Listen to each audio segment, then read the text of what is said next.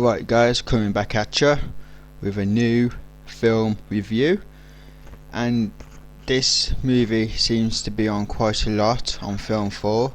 I don't know why. Maybe Film 4 is a bit of a racist, because this film is racist. But do I give a fuck? No, I do not.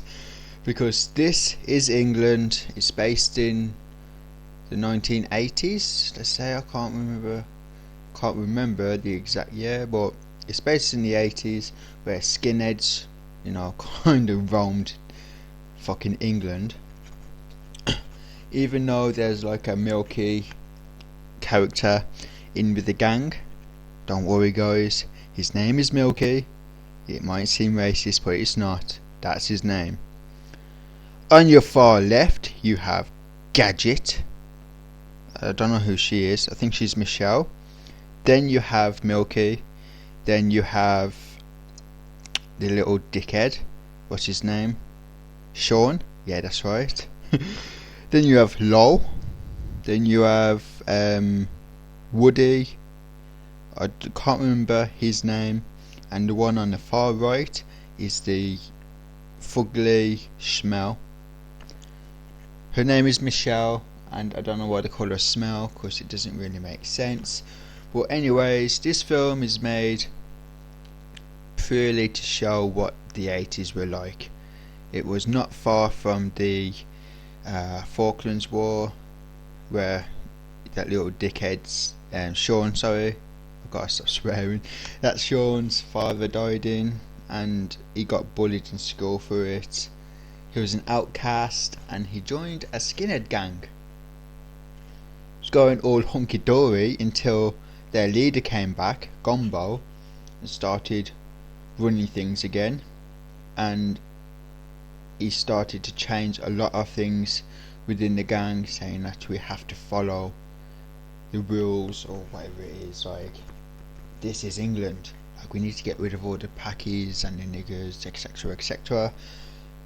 Sorry guys, I have to say these words because this is technically what he was saying. He wanted to get rid of non-English British people who are not white. That's the film, really. He was racist to the shop owner, then he was racist and threatened kids on the street and saying go home, mom's cooking curry, blah blah blah. And he asked Milky if he considered himself English or Jamaican. Now, I was talking to my friend in work today, and I asked him that question, and he looked at me and he goes, that was in This Is England, because he was talking about it earlier, and he goes, both, and I goes, you can't pick both. I goes, I asked you one or the other. But he's a bit of a retard anyway, he's always angry, so I just thought, you know what, fuck it, I'll leave you to it. But when Milky says English, you kinda looked at him as in you wanted to say Jamaican because you're proud, because he was brought up with a lot of family around him.